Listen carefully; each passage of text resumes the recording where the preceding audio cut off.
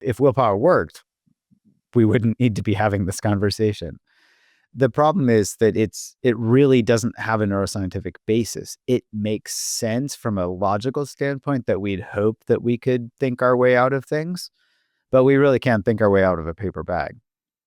What we do as humans is that we make decisions based on how rewarding something is, and then we rationalize and say, oh, I did that, and think that it's our willpower. Hi, I'm Tamara, and this is TELUS Talks with Tamara Taggart.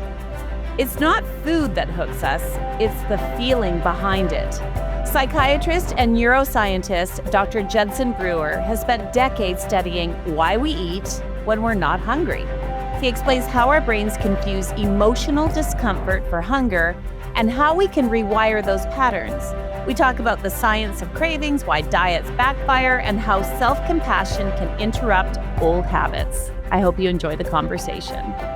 Secure, simplify, and easily monitor your home from anywhere using the Smart Home Security app. Visit telus.com/smarthome-security to learn more about Canada's most trusted security provider.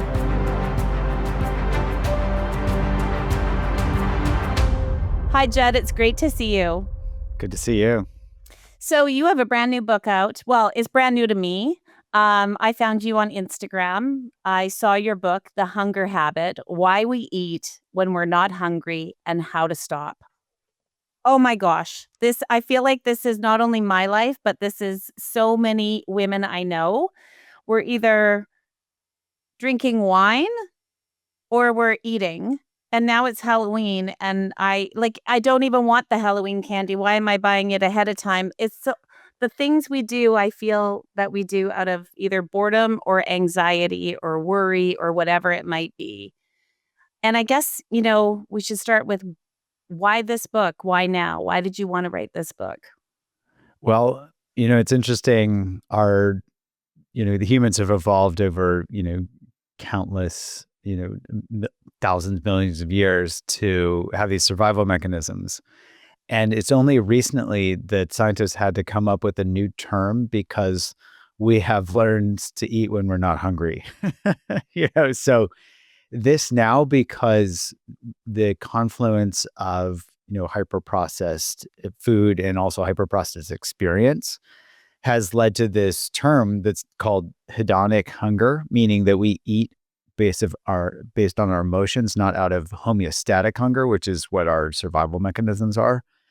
And it's just really causing a lot of problems, ranging from, clinical obesity to, people just eating their feelings. Eating their feelings. It's so true. And I feel like this is something since the beginning of time, but in your research, in your work, do you find, I'm a teenager of the 80s, so it was like we would, eat ice cream and canned fruit salad when, our heart was broken or something bad, right? I feel like it's always been there, but in your work, do you find that it's maybe a little bit worse now? I would say, I can certainly relate to the canned and the ice cream in particular, but I would say it's worse in the sense that it's not only the ability to have it in our face is higher with the internet, and they've dialed in the addiction piece more. There have been books written even in the last, decade ago, because this isn't completely new, where people have discovered things like the bliss point, which is the perfect it's the perfect match of the amount of sugar, salt, and fat to get people really addicted. And so the scientific methodology has gotten really sophisticated, where it wasn't nearly as sophisticated, say, 20 or 50 years ago. Right. So are you saying that maybe we've always eaten in some way, shape, or form out of boredom or a habit or an addiction. But now there's also the science on the food side of things that knows that exact sweet spot where it's addictive too? I think it makes it just harder for people to not get stuck in the cycle. I think the potential for the cycle was probably always there. It's just that the substrate, so to speak, wasn't available as much. For example, just some historical context. You know, processed food probably started happening in the 1800s. Coca-Cola came out in the late 1800s. And then with World War II, the need to have preserved food that could last a long time for the troops came about.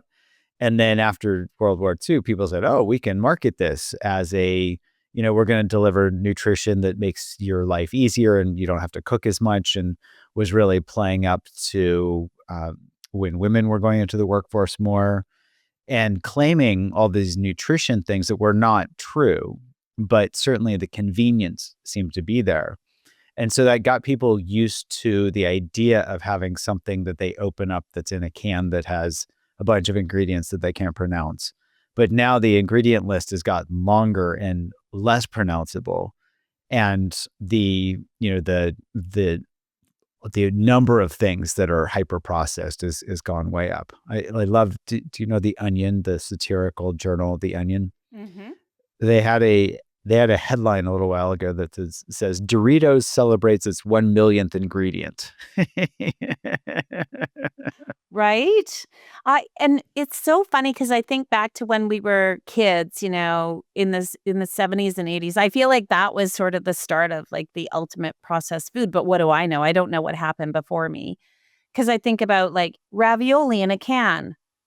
Like, there's nothing easier to make than, some frozen ravioli and some sauce, really, except now it's in a can and it's got, as you said, a bunch of things in it, or the sugary cereals, right? That's how we started our day, or a Pop-Tart, or a whatever it might be.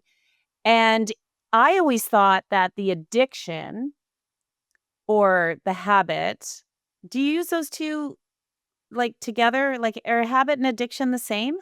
I think of them along a spectrum. So the definition of habit is something that we do automatically. Addiction is, continued use despite adverse consequences. So we might be aware that we're doing something when we're addicted, but just feel completely out of control or we can't stop. But I would put them along a spectrum. I see. Okay. I always thought that it was the ingredient that was making me eat mindlessly, if you will. But because I craved like the chocolate or I craved the sugar in something. But are you saying that it's also there's another side of that, and that is the fact that I have a habit or an addiction to fill a void or to fill a um anxiety, like the anxiety plays into this too, does it? Yeah, absolutely. So emotions play a huge role here when we talk about hedonic hunger, when we're eating due to emotions. And this goes back to, ironically, our survival mechanisms called reinforcement learning, where there are three elements: a trigger, a behavior, and a result. And so typically, well, from a evolutionary perspective, when we're hungry, we go out and find food. We would eat the food. There's the behavior, and then our stomach would literally send this dopamine signal to our brain that says, "Remember what you ate and where you found it." So we'd remember where food is. So this is the formation of context dependent memory, where we learn where food is. Well, now everybody has a refrigerator. We don't have to remember, like it takes one trip to the kitchen to know where the fridge is. And so now what that mechanism has gotten co-opted for is kind of accidentally, like you can think of it as the first time that we eat when we're not hungry and there's something very sweet, our brain can learn, oh, that feels good. And so we learn to eat like when we're sad or bored or angry or lonely or whatever. Our brain says that doesn't feel good. There's the trigger. The behavior is to go eat something that distracts us, that tastes good. There's the behavior. And then the reward from a brain standpoint, or the result from a kind of a practical standpoint, is our brain learns, oh, distracting ourselves with tasty food is better than feeling our feelings. So we literally eat our feelings. That feeds back and creates a habit. So that's where the hedonic hunger habit comes from, is, we learn, oh, I don't have to deal with my emotions. I can just eat them. And with the hyperpalatable food, it can be, you can have stuff in your desk that lasts, 1,000 years. Right? You can have packaged foods that's always available, that's also in snack size and bite size. You don't have to cut it. All you have to do is open the package. And this is, parallel to hyperpalatable experience, where our phones become that hyperpalatable, doom scrolling when we're bored. Exact same mechanism. One just has calories and the other, tires out our thumb. Okay, it makes sense because it feels good. And our brain is telling us it feels good, and we might not even know that what's happening in our brain, right? Because we're just doing it's a habit. We're just doing it. What about willpower? Where does willpower come into things? Willpower is interesting because it's been debated for thousands of years. Like, there's a relief on the Parthenon from ancient Greece showing this rider and a horse. And the depiction is that the horse is our passions, right? Our emotions, and the rider is reason. Well, which one's stronger, So this has been a debate forever. And from a modern neuroscience perspective, what we're finding out pretty clearly is that willpower is more myth than muscle. And so what develops a habit is how rewarding something is. Like we talked about it, if ice cream tastes good, we're going to learn to eat it again. And that same mechanism is what drives behavior change. This is what led to a lot of the work that I talk about in the book is, we can actually develop programs based on that neuroscience. And, first we can ask, does willpower work? And if it did, my job as a psychiatrist would be so much easier, because I could just tell my patients to stop doing this or that. It'd be one visit and I'd be done. You don't need to see me anymore. There's actually a great Bob Newhart skit called Stop It from the 70s that I recommend anybody take a look at. It's worth the 5 minutes on YouTube. But he was already pointing out the flaw in cognitive treatments back in the 70s. If willpower worked, we wouldn't need to be having this conversation. The problem is that it really doesn't have a neuroscientific basis. It makes sense from a logical standpoint that we'd hope that we could think our way out of things, but we really can't think our way out of a paper bag. What we do as humans is that we make decisions based on how rewarding something is, and then we rationalize and say, oh, I did that, and think that it's our willpower. Another example of that, and I won't belabor this too much, is there was a huge amount of research for the last decade on something called ego depletion. And the idea was that, we can resist the cookie in the morning, but we can't resist the cookie at night. And there were tons of studies, and somebody did this big meta-analysis where they brought all the studies together. And the answer was, does it work? Does it not work? It was about 50-50, meaning chance, which also suggests that this is not a real phenomenon, because with this number of studies, if it were a real phenomenon, it would be much greater than chance, with all the flaws in the studies. So this highlights how willpower is more myth than muscle. On top of that, a number of labs have shown that it's this reinforcement learning process that drives both the formation of habit and also change in habit. Just as a quick example, we did a study where we said, okay, if this is so powerful, let's leverage it. And there's an error term in that equation that relies on awareness. So if you pay attention to a behavior and it's really rewarding, you're going to do it more. It's called a positive prediction error. You're more likely to do it. And if you're pay attention and it's not rewarding, you're going to do it less. So we had people who had been overeating for decades pay attention as they overate. And it only took 10 to 15 times of them paying attention for that reward value to drop below zero. And they started shifting their behavior. Now, this makes sense from an evolutionary perspective because our brains are tremendously plastic. They need to adapt to an ever-changing environment. We can't be slow at adaptation or we'll die. We won't survive. So that makes sense in that way, but also it makes sense pragmatically. Anybody that has stuffed themselves at a holiday meal, nobody's like, wow, that was great. I want to do it again. So the key is connecting the dots there and reminding ourselves, oh, when I overeat, it feels like this. And then it gives our brain enough of that message to say, wow, this is not great. We call this disenchantment, building this disenchantment data. And in the book, I talk about having this pleasure plateau. It's really interesting because with food, like if we're hungry, if we eat we start eating a meal, it tastes good.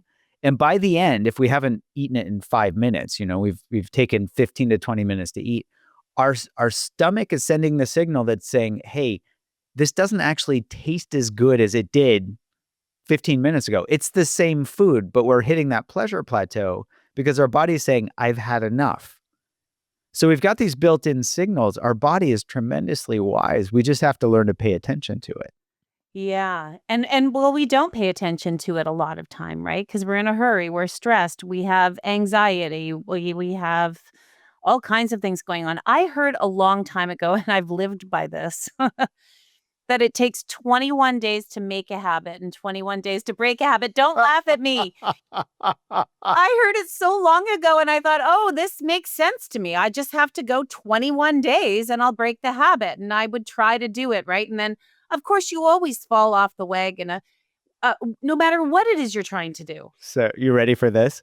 That comes from a 1960s book called Psycho-Cybernetics, written I by have that book. It's over here on my shelf. Maxwell Maltz. Yes. And he talked about how it took about 3 weeks for his patients to get used to their new nose jobs. Yes, I read the book.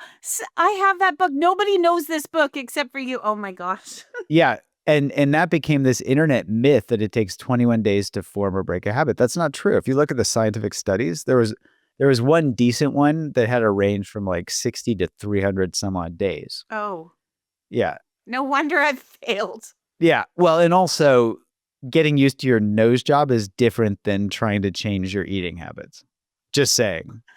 Oh my gosh, that is so funny that you said that book name. I've never heard anyone say that book. I bought it probably in the 80s and I'm a researcher. I have to, there's a lot of crap on the internet and it's important to debunk the myths, but also help support the science. So, okay. Well, thank you for busting that myth with me. I can't believe you have the book. I know. I can't believe I do either. I can't believe I admitted to you.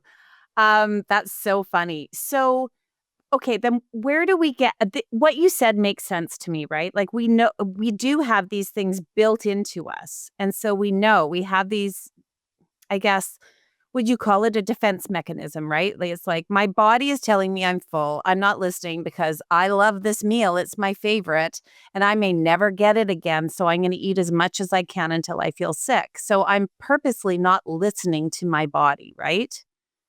And then I feel terrible and I still don't listen to my body because I forget the next time I'm sitting and eating mindlessly or something.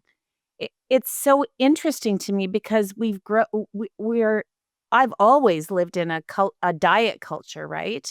My entire life. I've been surrounded by this idea, whether it's reading magazines when you're a teen and you're seeing things that are, not reflective of you or your friends. Or reality. Right. Is that the truth? Yeah. If you look and with with social media, it's even worse because people are only going to post pictures that are flattering for them.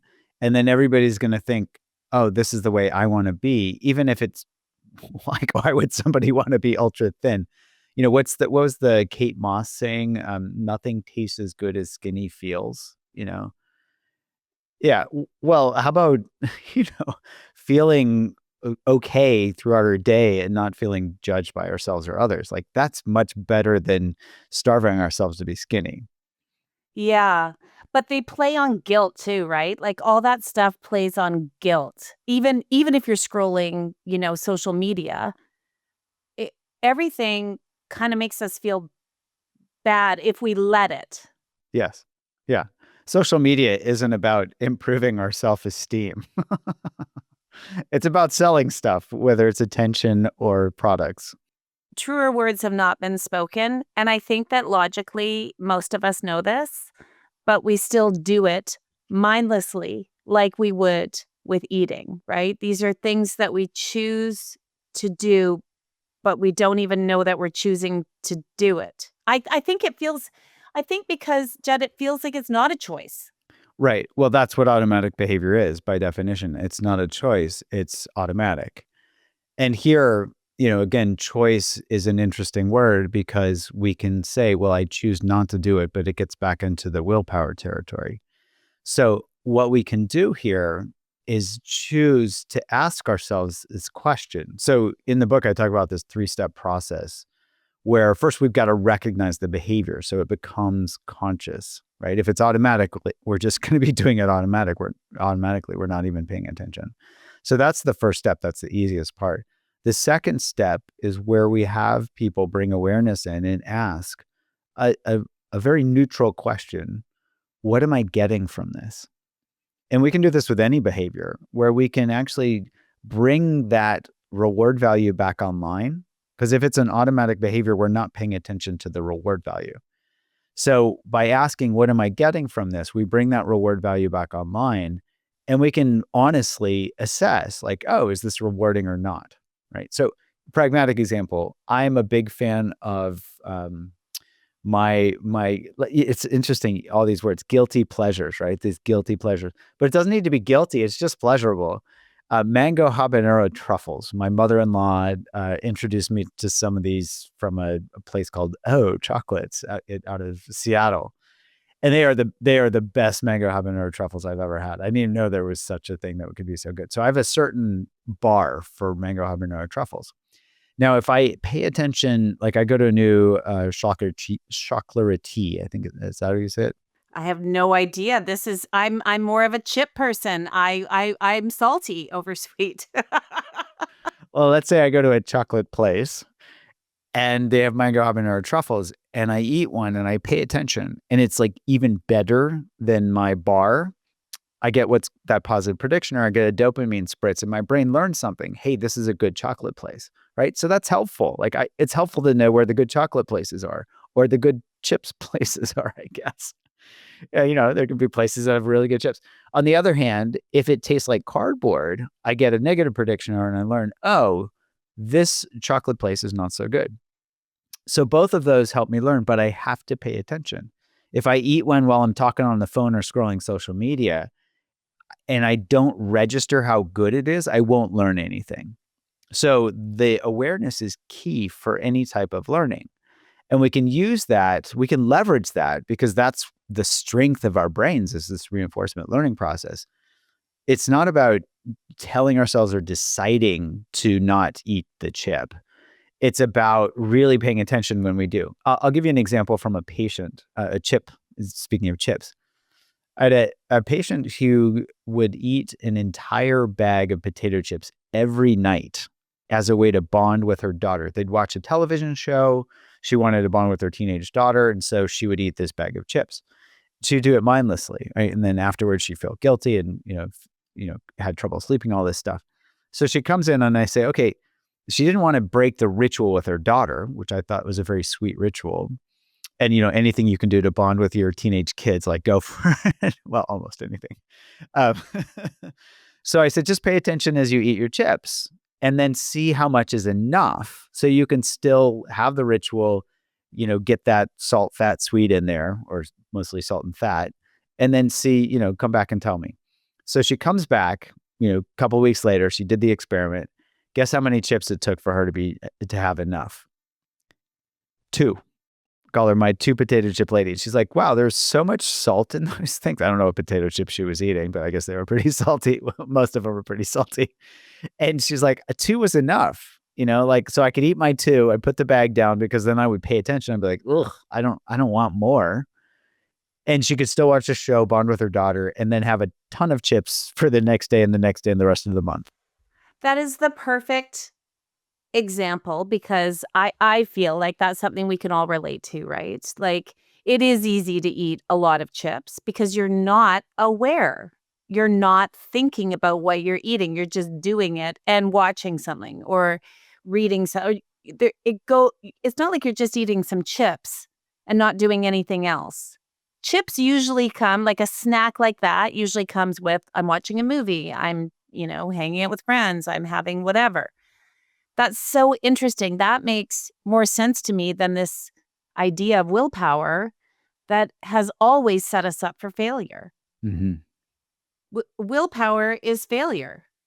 Yes. And so on top, I'm glad you mentioned that because if you look at these programs that knowingly or unknowingly, kind of tout the power of willpower, they say, oh, Well, our calorie restriction program works, and I learned in medical school, calories in versus calories out, right? That formula is correct. But they say, oh, well, you just didn't follow the formula. You're broken. There's something wrong with you. So they make people feel guilty and they say, oh, you could sign up for another year. We'll give you a discount, because maybe you can make it next year. Knowing that you're going to have to sign up the rest of your life because they're selling you a broken formula. Well, you're being set up for failure and you don't even know you're being set up for failure. And I mean, it's a multi-billion-dollar industry, what you just described, right? Telling me that I just have to do this. It just takes some willpower to exercise, willpower to stop eating these things, willpower to only eat this many calories, whatever. And then you fail because it takes 21 days to make a habit and 21 days to break a habit. And then you're in this big cycle. And really, at the end of the day, you feel like crap. You feel awful. So what do you do when you feel like crap? You go and eat some more. That's right. Because I'll start again tomorrow. Yep, they win the first way and they win the second way. Coming and going. Yeah. Okay. I have so many things to ask you. But before I do that, I just want to mention that we like to thank our guests for being here by asking them to choose a Canadian registered charity. And you chose the TELUS Future Friendly Foundation. And we're going to make a contribution in your name as a thank you for you being here. So thank you so much for choosing them, Judd. I really appreciate it. Well, thank you for making the donation. I love the alliteration on the Friendly Future Foundation. So really, I mean, once again, it sounds, I don't want to say easy, but this is very logical to me, right? Like, and I like it when things make sense, and this makes sense. And I only wish that you and I were taught, 30 years ago. um, but it's really, we just have to rewire our brain, but it's not that hard to rewire it, is it? Yeah, I would say it's simple, but not necessarily easy. And I say that, so we've laid out all of the elements. It's not like this is step 1 of 17. Like it's 3 steps and all of it, breaks down to awareness. You pay attention, you see the habit loop. You pay attention, you see how rewarding or unrewarding the behavior is. And then the third step, which we haven't talked much about, but I'll just say it briefly, is what I call finding the bigger, better offer, where that could be as simple as not overeating. So if you think of overeating as you zip up that pleasure, go up to the pleasure plateau and you go off the cliff of overindulgence. When we pay attention and see that overindulgence doesn't feel good, we become disenchanted with that. And so it might be as simple as coasting to a stop on the pleasure plateau because it feels better than overindulging, right? So just not overeating. We can still enjoy the food. It's just that, like, if you eat too much, it doesn't feel good, and you don't have more for later. So we could have more for later if we don't eat it all in one sitting when it's not even tasting good at that point, right? So it's simple in that way, and it all relies on awareness. The part where I say it's not easy is people get stuck in these willpower, habits where they think, oh, I map out the habit and then I just need to force myself to not do it. And they skip the second step. I call that the first to third face plant, where it really requires us seeing how unrewarding the behavior is, or we're not going to stop doing it. That's how we become disenchanted. And that's where the power is, because we are not, we're not, think of it this way. If you slam your hand in a door, you don't have to try to willpower your way out of not slamming your hand in doors anymore, right? So that's an extreme example. This is more subtle, where we just have to pay attention when we overeat, as an example, or junk food. I use examples of gummy worms in the book of my own my own addiction. And the idea is, when I started paying attention to eating gummy worms, I was like, ugh, this doesn't actually taste that good. But then I would compare it to eating blueberries. And for me, blueberries are like the bomb. They're the best. And also blueberries give you a little bit of intermittent reinforcement, because you never know which one's going to be a little sweeter, a little more tart, and so it's like, ooh, it's like a surprise in each bite if you pay attention to.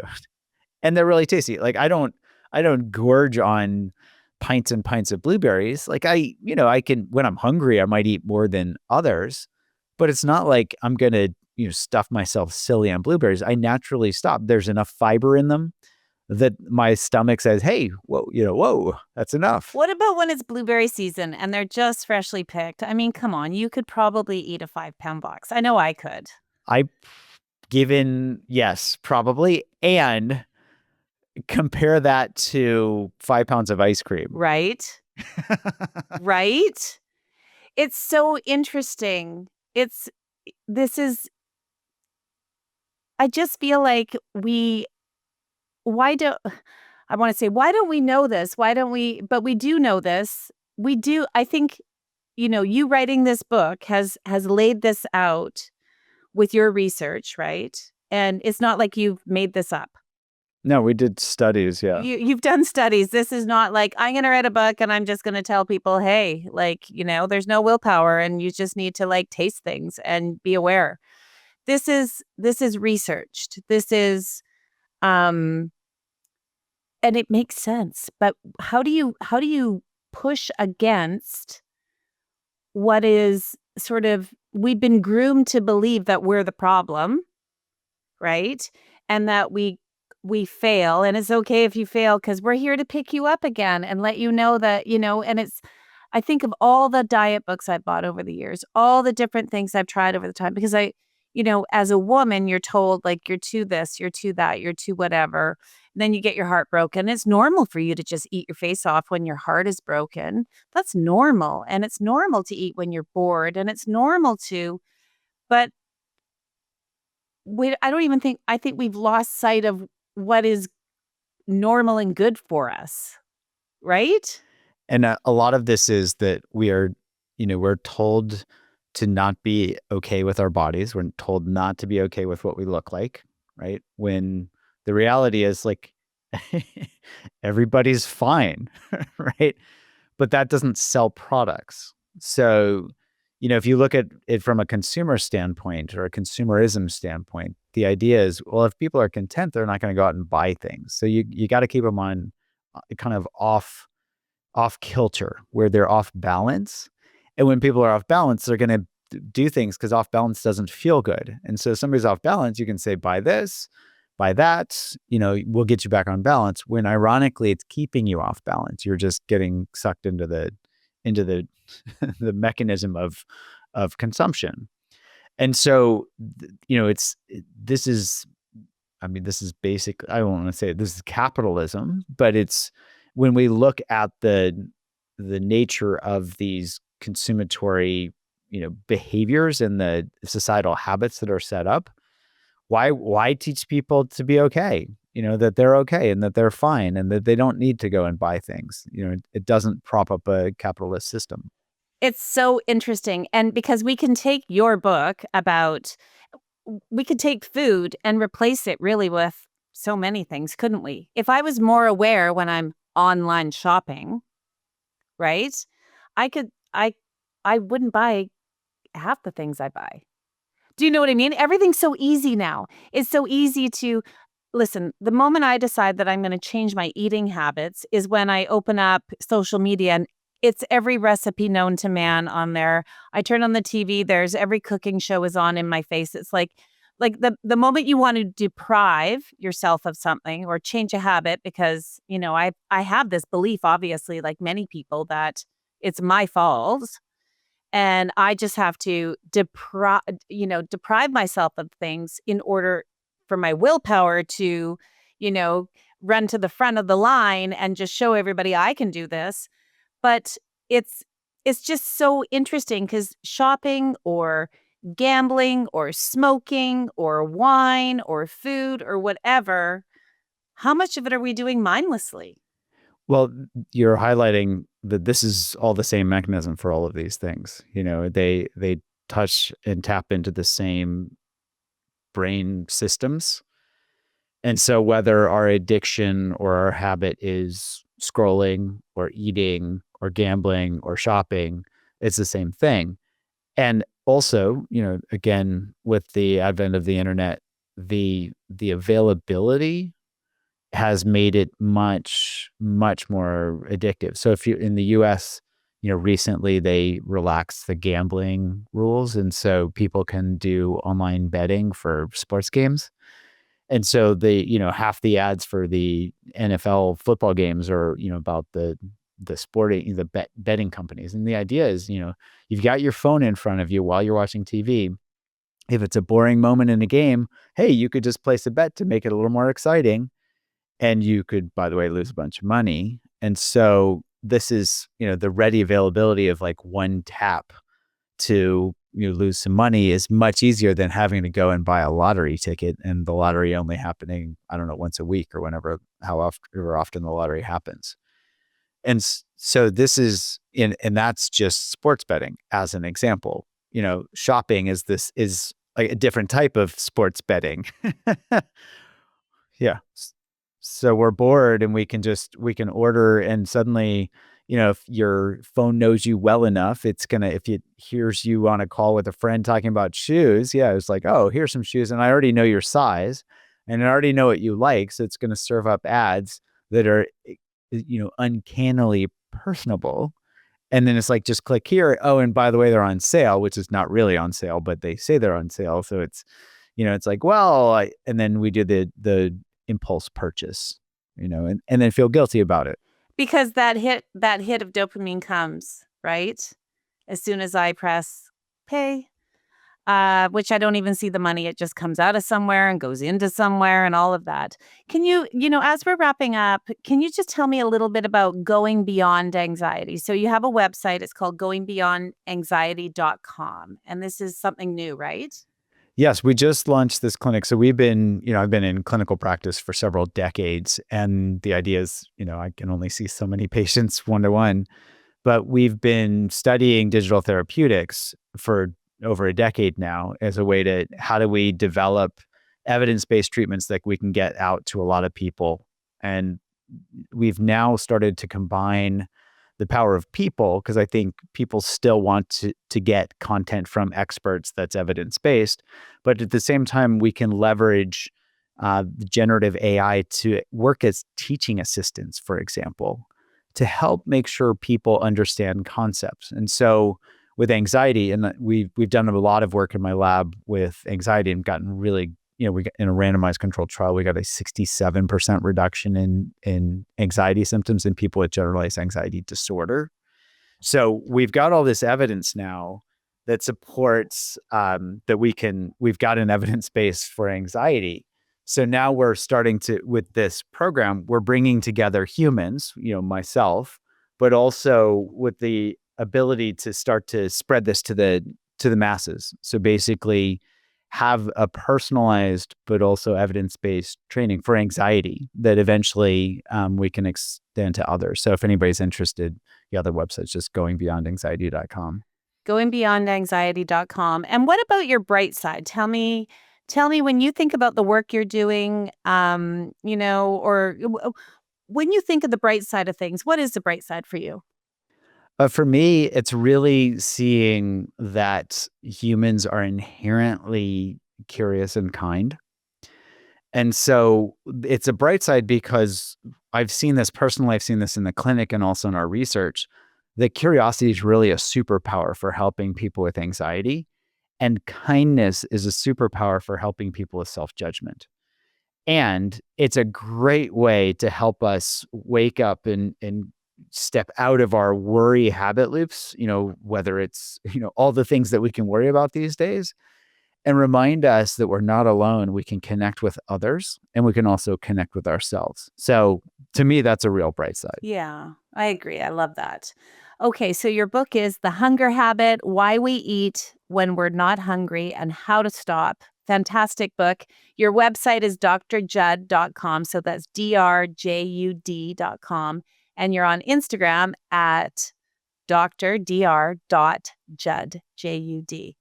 Judd, thank you so much. Honestly, it's been such a pleasure. And thank you for busting a bunch of myths for me that I've been holding on to for about 40 years.